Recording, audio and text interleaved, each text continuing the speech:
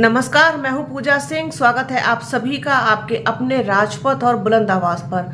दोस्तों, आज बसपा सुप्रीमो मायावती ने एक प्रेस कॉन्फ्रेंस को आयोजित करके कुछ चीजें अपनी तरफ से बहुत क्लियर कर दी। उन्होंने जिस तरीके से सारे मामलों पर आज बोला है, जिन पहलुओं पर बात की है, जिन बिंदुओं पर बात की है, साथ ही साथ एक महत्वपूर्ण इशारा संदेश भी दे दिया है। अगर आप उनकी प्रेस कॉन्फ्रेंस को सुनेंगे तो उसमें आपको पता चलेगा। वो प्रेस कॉन्फ्रेंस आपको आगे मैं इसी वीडियो में कंटिन्यू करूंगी। और जिस तरीके से उन्होंने कहा है कि कब किसको किसकी जरूरत पड़ जाए ये नहीं कहा जा सकता। भविष्य में जनहित में, देश हित में कब किसकी कहाँ जरूरत पड़ जाए ये कुछ नहीं कहा जा सकता। तो ऐसा कह करके बसपा सुप्रीमो मायावती ने कहीं ना कहीं गठबंधन में जाने का जो है रास्ता अपने लिए खोल कर रखा हुआ है और सामने वाले के पाले में गेंद भी फेंक दी है। ये आपको उनकी प्रेस कॉन्फ्रेंस से साफ पता चल जाएगा। इसके साथ ही उन्होंने जिस तरीके से समाजवादी पार्टी को आड़े हाथों लिया है, अखिलेश यादव पर जमकर निशाना साधा है, वो भी आपको देखने और सुनने को मिलेगा। इसके साथ ही उन्होंने संसद में जो सुरक्षा में चूक हुई है उस पर उन्होंने अपना पक्ष रखा है, अपनी बात रखी है। इसके साथ ही साथ जिस तरीके से सांसदों का निलंबन हुआ है उस पर भी उन्होंने दुख और खेद जताया है। साथ ही साथ उपराष्ट्रपति जगदीप धनखड़ का जिस तरीके से मिमिक्री वाला वीडियो वायरल हुआ है वो भी उनके लिए एक बहुत ही चिंता का विषय है, जिस पर उन्होंने अपनी बात रखी है। लेकिन इसके साथ ही साथ उन्होंने धीरे से एक इशारा ये भी कर दिया कि ये कह करके कि किसकी जरूरत कब पड़ जाए, तो बसपा सुप्रीमो मायावती अपना जो है रास्ता खुला रखना चाहती हैं। बसपा अपने लिए एक सेफ कॉर्नर रखना चाहती है। साथ ही साथ दूसरे को भी ये उन्होंने इंडिकेट कर दिया है कि हमने रास्ता बंद नहीं किया है। रास्ता जो कुछ भी बंद हो रहा है, जो कुछ भी अड़चने आ रही हैं वो आपकी तरफ से आ रही है, हमारी तरफ से नहीं। तो उनकी प्रेस कॉन्फ्रेंस है इसी वीडियो में, आगे उसको सुनिए।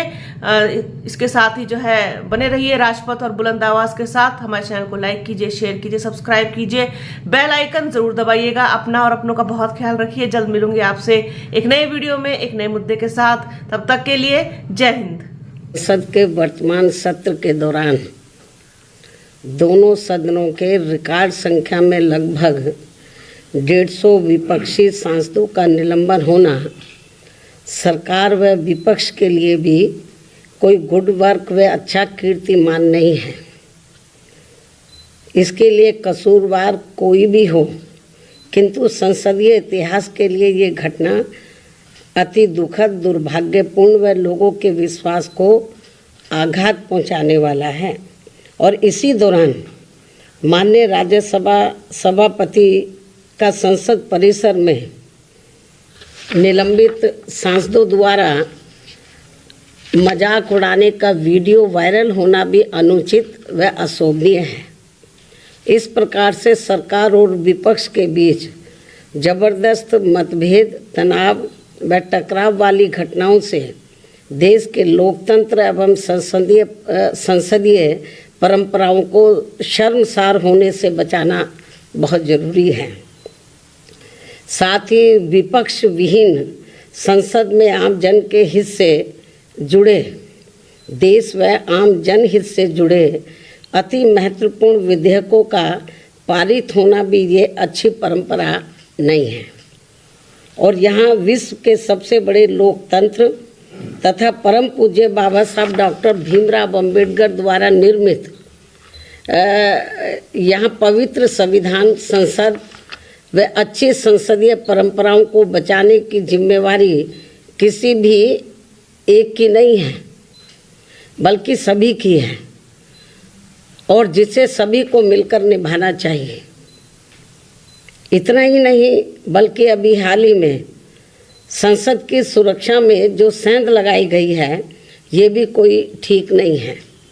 ये अति गंभीर व चिंतनीय भी है और इस मामले में सभी को मिलकर संसद की सुरक्षा की तरफ विशेष ध्यान देना चाहिए। एक दूसरे पर आरोप प्रत्यारोप लगाने से काम नहीं चलेगा, बल्कि इस मामले को सभी को गंभीरता से लेना चाहिए तथा इसके जो भी दोषी व षड्यंत्रकारी हैं तो उनके विरुद्ध सख्त कानूनी कार्रवाई भी होना अत्यंत जरूरी है तथा ऐसे में इसके खुफिया विभाग को भी अब काफ़ी सतर्क रहने की ज़रूरत है ताकि आगे कभी भी ऐसी घटना की पुनरावृत्ति न हो सके। इसके अलावा विपक्ष के गठबंधन में बीएसपी सहित अन्य जो भी पार्टियां शामिल नहीं हैं, बीएसपी सहित अन्य जो भी विपक्षी पार्टियां शामिल नहीं हैं, तो उनके बारे में किसी को भी बेफजूल कोई भी टीका टिप्पणी करना उचित नहीं है तथा इससे इनको बचना चाहिए। मेरी इनको यही सलाह भी है, क्योंकि भविष्य में देश व जनहित में कब किसको किसी की भी ज़रूरत पड़ जाए ये कुछ भी कहा नहीं जा सकता है। अर्थात फिर ऐसे लोगों को व पार्टियों को भी काफ़ी शर्मिंदगी उठानी पड़े, ये ठीक नहीं है।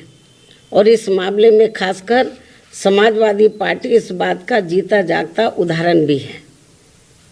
इसके अलावा यहाँ मैं ये भी कहना चाहूँगी कि हमारी पार्टी पूर्ण रूप से धर्मनिरपेक्ष पार्टी है और यहाँ अपने देश में विभिन्न धर्मों को मानने वाले लोग रहते हैं तथा उनके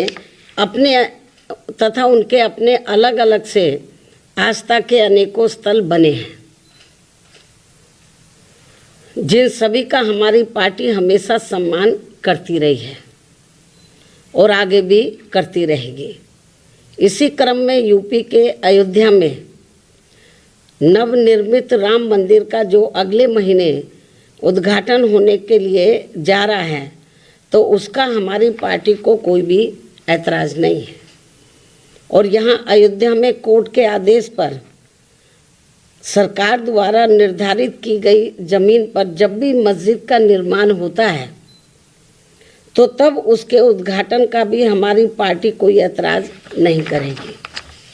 अर्थात हमारी पार्टी सभी धर्मों के स्थलों का पूरा सम्मान करती है, लेकिन पिछले कुछ वर्षों से इसकी आड़ में जो राजनीति की जा रही है, जो घिनौनी राजनीति की जा रही है, ये अति दुखद व चिंतनीय भी है, जो नहीं होना चाहिए, क्योंकि इससे अपना देश कमजोरी होगा, मजबूत नहीं, तथा इससे लोगों में आपस में नफरत पैदा होती है, जो ये कतई भी उचित नहीं है। इस बात का भी सभी को पूरा ध्यान रखना चाहिए। इन्हीं कुछ खास बातों के साथ ही अब मैं अपनी बात यहीं समाप्त करती हूँ। धन्यवाद।